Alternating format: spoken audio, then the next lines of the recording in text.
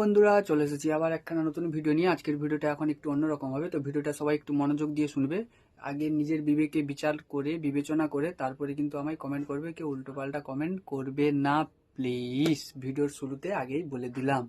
তো আজকের ভিডিওটা হচ্ছে আমাদের সঙ্গীতা দিদি ভাইকে নিয়ে, যিনি কিনা সোশ্যাল মিডিয়াতে যারা অশ্লীলভাবে ভিডিও বানাচ্ছে, যেগুলো সমাজের ক্ষেত্রে পরবর্তী জেনারেশনের জন্য খুবই বিপজ্জনক, সেই সমস্ত ক্রিয়েটরদের দেখে দেখে তাদের বিরুদ্ধে এফআইআর করছে এবং তাদেরকে শুধরানোর জন্য রিকোয়েস্ট করেছে।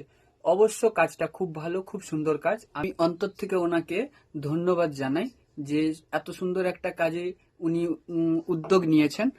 অসংখ্য অসংখ্য ধন্যবাদ দিদি ভাই। কিন্তু আমার আসল কথার মতলব হলো, আমার বলার উদ্দেশ্য হলো, আপনি যে এই যে উদ্যোগটা নিয়েছেন আর যেটা আপনি করছেন যে শুধুমাত্র পশ্চিম বাংলার ক্ষেত্রে, আমার কোথাও কোনো দিক থেকে আমার ব্যক্তিগত মতামত, আমি অন্য কারোর যাচ্ছি না, আমার ব্যক্তিগত মতামত থেকে বলছি যে আপনি যে ফেসবুকে শুধুমাত্র পশ্চিম বাংলার জন্য, আমাদের ওয়েস্ট বেঙ্গলের জন্য ক্রিয়েটরগুলোকে ওদেরকেই ধরে ধরে দেখছেন যারা অশ্লীল টাইপের ভিডিও করছে, তাদের নিয়েই আপনি এফআইআর করছেন।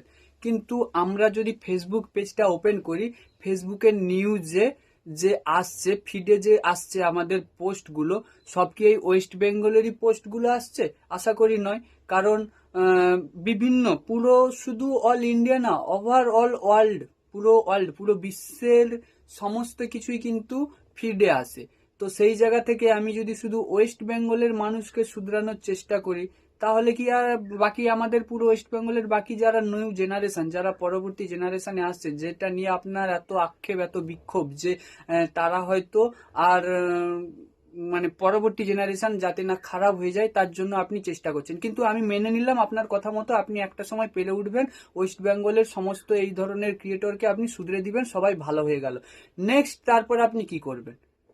আপনি তারপরে কি করবেন? বা আপনি হয়তো প্রথম বলছেন যে হ্যাঁ, এখান থেকে আমি প্রথম শুরু করলাম, একটা সময় আমি গিয়ে পরবর্তীতে ওখানে গিয়ে পৌঁছতে পারবো, তখন ওটা নিয়ে ভাববো। দিদি ভাই, এটা তো বলবো যে ভুল আপনার ধারণা, কারণ আপনি আপনার বাড়িতেই থেকে প্রথম বাড়ির থেকেই শুধরে নেওয়ার চেষ্টা করছেন। যদি আমি মনে করি যে হ্যাঁ, কিছু আমার বাগানের মধ্যে যে অ্যালার্জি টাইপের গাছ তৈরি হয়ে গিয়েছে, তাহলে আমি প্রত্যেকদিন ওই বিছুতি গাছ, ধরো আমার বাগানে আমি কিছু সুন্দর সুন্দর গাছ লাগিয়ে রেখেছি, সেখান থেকে আমার কয়েকটা বিছুতি গাছও আমার ওখানে জন্ম নিয়েছে। তো আমি তাহলে ওই প্রত্যেক দিন বিছুতি পাতা একটা একটা করে ওই গাছটা থেকে তুলে তুলে সরাবো, নাকি গাছটা সহ উপড়ে দেবো? একটু জানাবেন প্লিজ। যদি দিদি ভাই আপনি দেখে থাকেন, তাহলে অবশ্যই একটু আমাকে কমেন্টের মাধ্যমে হোক বা ভিডিওর মাধ্যমে হোক জানাবেন। এবং আর একটা কথা মনে রাখবেন দিদি ভাই, আপনি যা কিছু করছেন খুবই ভালো, আমি আপনাকে যথেষ্ট সম্মান করি এবং খুব ভালো উদ্যোগ নিয়েছেন, আমি আপনার পাশে আছি, অবশ্যই করা চাই, এটা উচিত।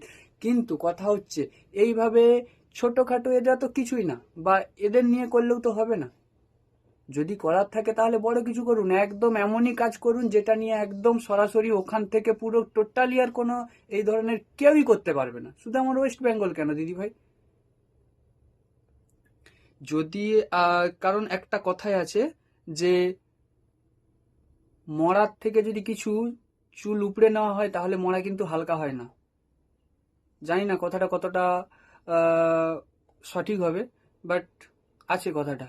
তো সেই রকম ধরনের আপনি যেটা করছেন করছেন, আপনি আপনার মতো করে করে যাচ্ছেন, তারপরেও কি আপনি দেখেছেন কতজন শুধরেছে? একটু আমাকে জানাবেন তো, যে হ্যাঁ, আপনি যাদের নামে এফআইআর করেছিলেন তাদের মধ্যে কতজন শুধরেছে, কতজন তাদের পরিবর্তন এনেছে পোস্টের মাধ্যমে? একটুখানি জানাবেন। আর ভিডিওটা কার কার ভালো লেগে থাকলো একটুখানি কমেন্টে জানাবেন। যদি ভুল কিছু বলে থাকি তাও কমেন্টে একটু জানাবেন যে হ্যাঁ ভাই, তুমি এটা ভুল বলেছো। আমি আপনার অপেক্ষায় থাকলাম, রিপ্লাইয়ের অপেক্ষায়। দেন তারপরে আমি চেষ্টা করব আরো কিছু ভিডিও আনার জন্য, তুলে ধরার জন্য দিদি ভাই।